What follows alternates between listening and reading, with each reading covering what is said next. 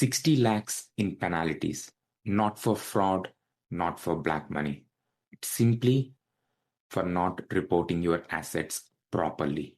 Today, we're going to talk about 5 costliest mistakes Indians make when leaving assets in America and how you can avoid being one of them.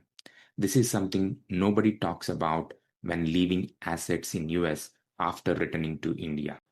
The moment you step back into India after working in US, the rules governing your US assets change completely. The 401k you built, there are reporting requirements that most people miss. The house that you have in Texas, it might be building a silent liability in both countries. Actually, the worst part, banks won't stop you. Systems won't alert you. Everything seems to be working normally until one day you receive a notice from IRS or an Indian tax department. Actually, here is what shocked me when I look at the enforcement data. Most of these penalties are not from fraud, they are from paperwork. Simple mistakes that completely harmless. See, FEMA doesn't care about your intentions. The IRS doesn't ask, did you mean to break the rules? They only ask, did you follow the rules? So whether you're planning to return to India or recently moved or thinking about what to do with your assets, this is a conversation you genuinely can't afford to miss. Stay with me till the end because the mistakes we are discussing here can cost you lakhs and lakhs of rupees, but these are completely avoidable. Let's start with the one that catches almost everyone by surprise. Meet Priya, not her real name, but the story is real. Priya worked in California for 12 years, built a decent investment portfolio, and moved back to India permanently. Let's say her US assets are $150,000, which includes stock, retirement accounts, clean money, fully earned, properly taxed in US. Everything looked fine for years. She filed her Indian tax returns, reported foreign income. Then the unthinkable happened. Priya passed away unexpectedly. Here is what family discovered. As a non resident alien of the US, Priya's estates faced a US estate tax on everything above $60,000, and this tax can go up to 40%. Please note, the exemption is only $60,000. When you compare that to a US citizen, a green card holder, or when you're living in US, the exemption can go up to $15 million as of 2026. That's a huge difference. So let's see what counts as a US assets. Real estate that you physically own in US, 401k, retirement accounts, US stocks or bonds, all these are considered as an US assets. What's not considered as an US assets? The money that you have in the bank account, the insurance proceeds, all these are not counted towards US assets. So what's the damage? Priya's estate paid almost close to $36,000 in US estate tax, which is close to 30 lakh rupees that could have been avoided with proper planning. So what's the solution? This is critical, so please pay attention. Consider holding US stocks through foreign corporations or offshore structures like Irish ETFs. Consider having a term insurance to cover potential estate tax liability. Set up proper beneficiaries. Work with a professional estate planner before it's too late. One planning session could have saved Priya's family 30 lakhs. So think about it. Second mistake, this is where a lot of people make a wrong assumption. I moved to India permanently. I have to file tax returns in India only. Wrong, completely wrong. Your US assets doesn't care where you live, and if it generates any income, both countries, US and India, want to know.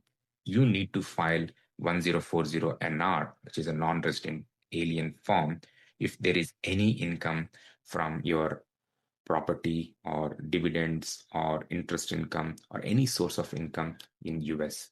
US penalizes for not filing, and here is where it gets expensive.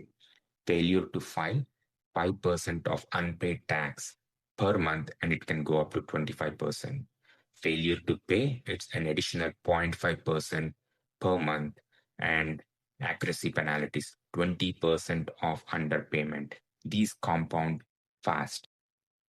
But wait, India has even stricter rules. Once you return to India and become a resident and ordinary resident, you must report your US assets in Indian income tax returns. The critical Indian form. Listen carefully because missing these can trigger Black Money Act. First, Schedule FA, foreign assets. And this is mandatory to disclose all foreign assets, the bank account, the retirement account, properties, stock. There is no threshold limit. Even if you have $100, you have to report it. Next, Schedule FSI. This is a foreign source income. Report all the income from foreign assets like rental income, dividends, interest, capital gains, and this is critical. And the last one, Schedule TR and Form 67. Claim your foreign tax credit for the money that you already paid in US. This prevents double taxation, but it's important that you file it properly. Here is a mistake that catches thousands of people. The Schedule FA requires reporting calendar year, which is January 1st to December 31st, not the fiscal year, which is April to March. Most people miss this completely. They report April to March data thinking they are compliant, but they are not. This all sounds too complex, but the solution is actually straightforward. File 1040 NR in US if you have any US source income. File ITR 2. Always complete Schedule FA every year, no exceptions. Complete Schedule FSI if you have any foreign source income. And finally, use Form 67 to claim credit for the taxes that you have paid in US. Work with a cross-border CA expert who understands the rules on both US and India. Cost of not doing it, we will understand in mistake number 4. Third mistake, and this is where people lose money, but they don't even realize they're losing money. The withholding trap. US automatically withhold tax on different types of income paid to non-resident, and they don't have an idea that this is happening. Dividend and interest income. US automatically withholds 30%, but if you file Form W8BEN to claim your treaty benefits, it can lower to 15% or even lower, but you have to claim it. It is not applied automatically. Real estate sales, FIRPTA tax. Let's say you are selling your US real estate as a non-resident. The US withholds 15% of the sales price, not the profit, but the actual sales price. Let's take an example. You bought a condo for $200,000 and you're selling it for $300,000. The profit is $100,000, but FIPTA tax applies on the $300,000 sales price, which is 15% of that, which is going to be $45,000. So the per 100,000 profit, they are holding 45,000 of it. Eventually you will get it, but you have to file your tax returns and you have to wait for 6 to 12 months before you see your money. The solutions are simple, but you need to do them before the income is paid. For example, for dividends, capital gains, file Form W8BEN with your broker claiming the treaty benefits. For rental income, make the selection 871B election, file actual tax returns based on the net income.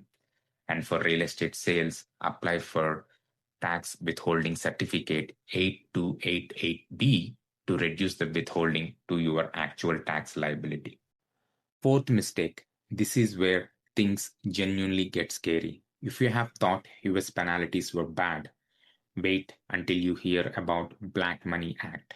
So this Black Money Act applies to people who are living in India and who have foreign assets or income that they have not disclosed.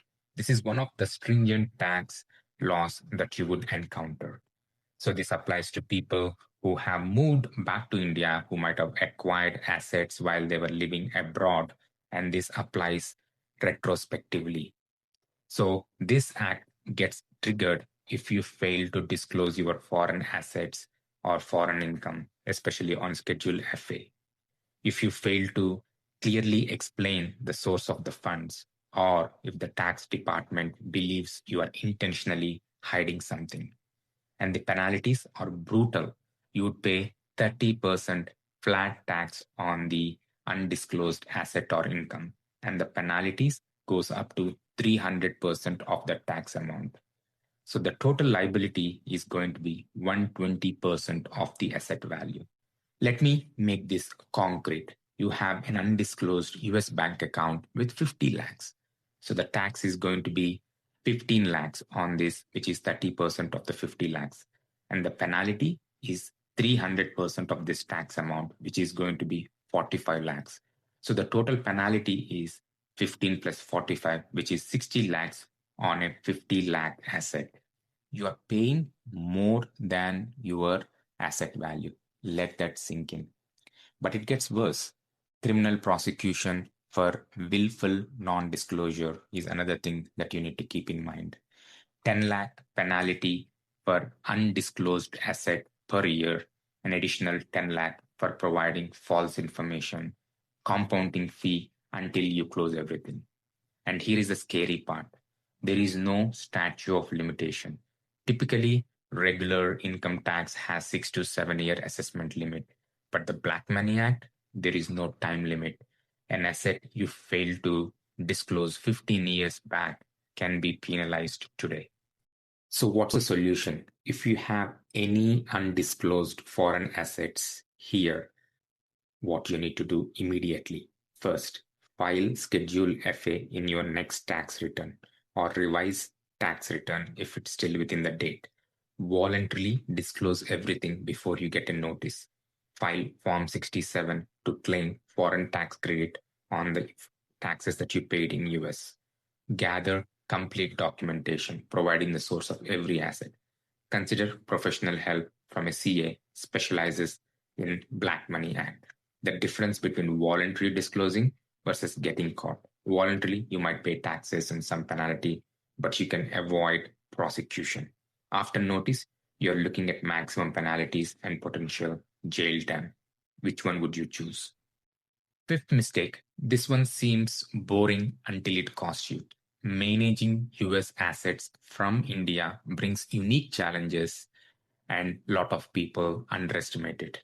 If you have a property in US, finding a trustworthy property management company is going to be challenging. Tenant laws, maintenance issues, and dealing with that with a 12-hour time zone can be a hassle. When you have investment accounts, making sure you have online access, updating the documentation on a regular basis, these all can cause hassle. The second one is the record keeping crisis. The documentation requirements for both countries are different. And for each country, you need to maintain a specific set of documentation. And this can become hassle very, very quickly. And lastly, the biggest one is the estate planning at both countries. This is critical. If something happens to you, can your heirs manage both US probate process and Indian succession law? Do you have a will that works for both US assets as well as Indian assets? Do you know that the Schedule FA requirement is also applicable for inherited assets? Yes, inherited assets still needs to be reported on the Schedule FA. Have you appointed executors who understands the laws on both sides? The solution is actually simple. Just require discipline. Digitize everything and store in a cloud storage. Google Drive, Dropbox with two-factor authorization. Set up reminders to file income tax returns, updating W8BEN every 3 years, and so on. A little bit of organized system can prevent lakhs in penalties. Let's recap the 5 costliest mistakes that can destroy your financial stability. First, ignoring the 60,000 US estate tax threshold. Second, failing to file taxes in both countries. Penalties can compound in both jurisdictions. Third, not managing the withholding properly, you're giving away 15 to 30% unnecessarily. Fourth, missing Schedule FA while filing tax returns, which can trigger Black Money Act, where the penalties can go up to 120% and potential jail time. And finally, poor record maintenance and estate planning can destroy your wealth. These mistakes can cost you lakhs in penalties, but the solutions are simple. It's not about being paranoid, it's about being organized. Here are the 5 things that will solve most of the problems that we have discussed today. Right account structure, having NRI, NRO bank accounts in India, and titling in US, sending the money in a legal way. Third, have annual compliance reminders. Mark your calendars so that you are being compliant. And fourth, proper record keeping. Digitize everything. Finally, early fixing. If there are any mistakes, fix them before the notices arrive. It's simple doing these 5 things, but doing it consistently. Drop your comment in the section below. And please do me a favor, share this video. If this helped you see your assets clearly, hit that subscribe button. It tells me this kind of practical, real world content is useful and motivate me to make more for you.